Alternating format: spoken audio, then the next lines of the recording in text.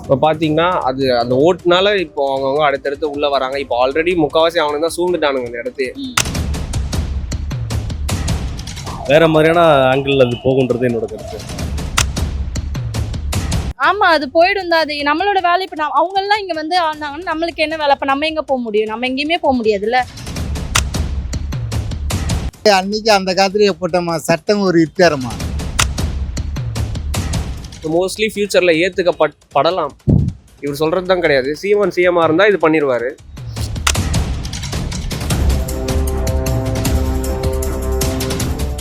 இப்போ வந்து எஸ்ஐஆர் சிறப்பு சட்ட சீர்திருத்தம் கொண்டு வராங்க. இதை நீங்க எப்படி பாக்குறீங்க? அதாவது ஹிந்திக்காரர்களுக்கு இங்க ஓட்டுரிமை வழங்கப்படும் தமிழகத்துலன்ற ஒரு சட்டம் கொண்டு வராங்க.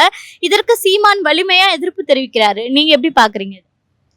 இல்லை, இது அவங்க ஒன் இண்டியா ஒன் நேஷனா வந்து லெவலுக்கு போயிட்டு இருக்காங்க அவங்க. அப்போ அந்த சொந்த நாட்டில் சொந்த மாநிலத்தில் சொந்த மண்ணில் இருக்கிறவங்களுடைய வாழ்வாதாரமும் உரிமைகளும் அது கொஞ்சம் பாதிக்கும் அந்தந்த மண்ணில். ஏன்னா இங்கே உள்ள அரசியல் இங்கே உள்ளவங்க தெரியும், அந்தந்த மக்களுக்கு அங்கே உள்ள அரசியல் தெரியும். அதனால அதெல்லாம் கொஞ்சம் மறுபர்சனலை பண்ணணும், அவ்வளோதான். அது முழுமையாக ஏற்றுக்க முடியாது. இல்லை, அதில் வந்து அவங்களும் இங்கே வரும்பொழுது அது கண்டிப்பாக ஒரு வேற மாதிரியான ஒரு கோணங்களில் திரும்பாது. அதனால நம்ம அதை வந்து கொஞ்சம் மறுபரிசீலனை பண்ணால் நல்லா இருக்குன்ற மாதிரி என்னோட கருத்து. ஏற்கனவே இங்க வந்து 1 கோடிக்கும் அதிகமான வட இந்தியர்கள் இருக்காங்கன்றாங்க. சோ வாக்கு உரிமையும் அவங்களுக்கு கொடுத்துட்டா அப்ப தமிழர்கள் நம்ம என்ன? இல்லை, கண்டிப்பாக இது ஒரு பெரிய ஒரு குழப்பத்தை உருவாக்கும்.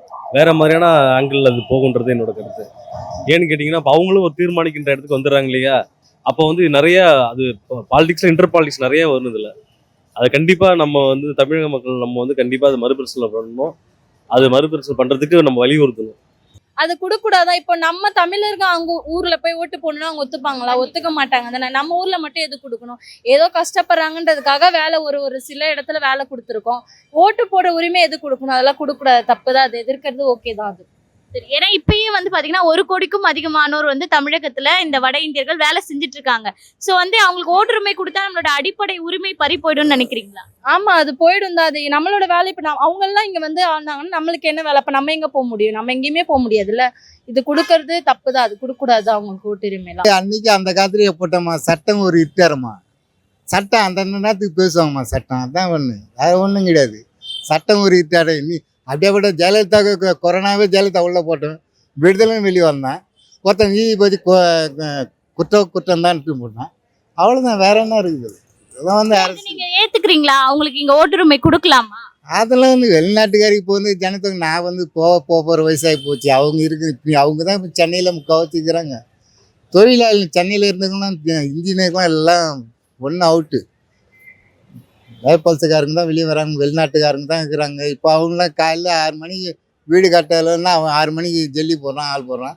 நம்மளால் அந்த மாதிரி போட மாட்டாங்க. 8 மணி 7 மணி 9 மணி 10 மணி டீ போக 1000 ரூபா கூலின்றாங்க. அப்போலாம் இந்த 50 ரூபா 100 ரூபாய்க்கு வேலை செய்யறதே பெரிய கஷ்டமாக இருந்தது ஒரு காலத்தில். பேசுறீங்க இப்போ 1000 ரூபா கூலினாவே சும்மா ஒரு 8 ஹவர் கூட செய்ய மாட்டேன்றாங்க. சரிங்க ஐயா, இப்ப அந்த சட்ட திருத்தத்தை நீங்க ஏத்துக்கிறீங்களா? அவங்களுக்கு கொடுக்கலாம்னு சொல்றீங்களா இல்ல எதிர்க்கிறீங்களா? நான் ஒன்றும் சொல்லுவேன், அவன் பழக்க தெரிஞ்சு வந்துக்கிறான். அவன் ஒரு நாட்டுக்காரங்க இன்னைக்கு இருக்கிறாங்க. நான் வந்து அவன் திரும்ப நான் போகிற ஆளுக்கு நான் வந்து ஏற்று இன்னைக்கு வசதினா அவர் ஒன்றும் கிடையாது. சரிங்க ஐயா. இருக்கிறவன் பழைக்க வந்தான் பழைக்கிறான், அவ்வளோதான். அந்த ஊரில் இல்லைன்னா இந்த ஊரில் பழைக்கிறான். அவன் எல்லாமே இப்போ முடி வெட்டுற வேலையிலேருந்து சமையல்கார வேலையிலேருந்து எல்லா வேலையும் அவங்க தான் இருக்கிறாங்க. இப்போ இந்தியாவில் ஒரு கொத்தனார்லேருந்து ஒரு இதுலேருந்து கூட அவங்க தான் இருக்கிறாங்க. இதனால நம்ம தமிழர்களுடைய வேலை வாய்ப்பெல்லாம் பறி போகுதுல்ல. இருக்கு போகுது. அதனால இப்போ அவங்க உரிமை கொடுக்க சொல்லி நம்ம ஒன்றுமே கிடையாது. அவன் தான் இப்போ எல்லாமே இருக்கான். தமிழில் ஒன்றும் சும்மா போயிடுச்சு. அவங்க தமிழ்நாட்டில் வந்தாச்சு, பழிச்சு போகிறாங்க. தமிழ்நாட்டில் தமிழனுக்கு தான் ஃபர்ஸ்ட் உரிமை. அது பாட்டு போயிட்டு இருக்கட்டும். அவங்க சீட்டில் போய் இப்போ நம்ம போட முடியாதுல்ல. ஸோ அந்த மாதிரி இப்போ கொண்டு வராங்க. மோஸ்ட்லி ஃபியூச்சரில் ஏற்றுக்கப்படலாம். இவர் சொல்கிறது தான் கிடையாது. சீமான் சிஎம்மாக இருந்தால் இது பண்ணிடுவார். ஸோ இப்போ இல்லாதனால அவர் பேச்சு யாரும் கேட்க போகிறது இல்லை. ஸோ ஃபியூச்சரில் வந்தாலும் வரலாம், செட் ஆனாலும் ஆயிடலாம் இந்த ஒரு டிமாண்ட். இல்ல அப்படி சப்போஸ் வந்ததுன்னா நீங்க அதை எப்படி சொல்ல வரீங்க? அதாவது நம்மளுடைய வேலை வாய்ப்பு, தமிழர்களின் உரிமை எல்லாமே பறி போயிடும்னு நினைக்கிறீங்களா? எப்படி பாக்குறீங்க? இல்லை அப்படிலாம் இல்லைங்க. ஓட்டு உரிமை அது அவங்க ஓட்டு போகிறதுனால தானே, அதனாலலாம் எதுவும் ஆகாது. ஆமா, ஃபர்ஸ்ட் ஓட்டுரிமை வாங்குவாங்க, பிறகு ரேஷன் கார்டு, அப்புறம் இங்கே செட்டில் ஆயிடுவாங்க. அப்படிலாம் நம்ம அதுக்காக தான் இந்த டிமாண்ட் வந்து இப்போ பார்த்தீங்கன்னா அது அந்த ஓட்டுனால இப்போ அவங்கவுங்க அடுத்தடுத்து உள்ளே வராங்க. இப்போ ஆல்ரெடி முக்கால்வாசி அவனுக்கு தான் சூழ்ந்துட்டானுங்க இந்த இடத்தையே. மோஸ்ட்லி இப்போ எல்லா இடத்துலையும் அவனுக்கு தான் இருக்கானுங்க. ஸோ இதனால வந்து ப்ராப்ளம் வரும் கண்டிப்பாக. அதுக்கேற்ற மாதிரி அரசு பார்த்துக்கும். அப்படி பார்த்தா கர்நாடகாவில் தமிழர் இருக்கிறாங்க, ஆ.